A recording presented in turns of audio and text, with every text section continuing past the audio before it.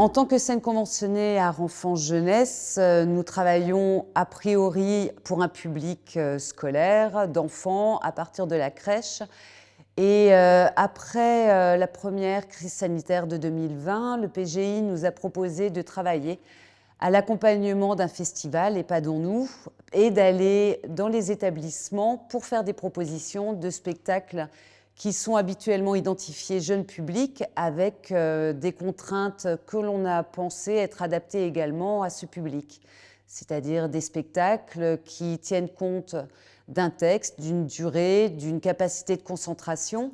et qui donnent à voir une production de spectacles faite par des professionnels en direction de publics variés,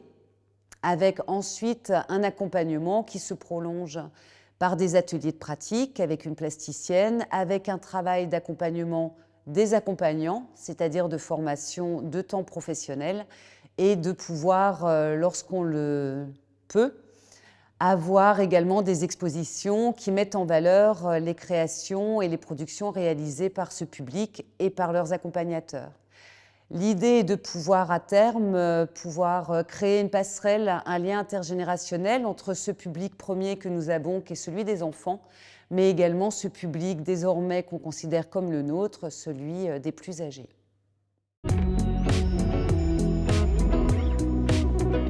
Alors, donc, le pôle de gérontologie et d'innovation est une association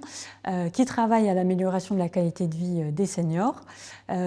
Pour aboutir à ce fait, on travaille notamment à la lutte contre l'isolement des seniors et de façon innovante. Donc aujourd'hui, on peut interpeller nos partenaires, donc parmi les 70 membres adhérents au PGI, et puis travailler avec photographes, biographes par exemple. C'était le cas dans le cadre de l'exposition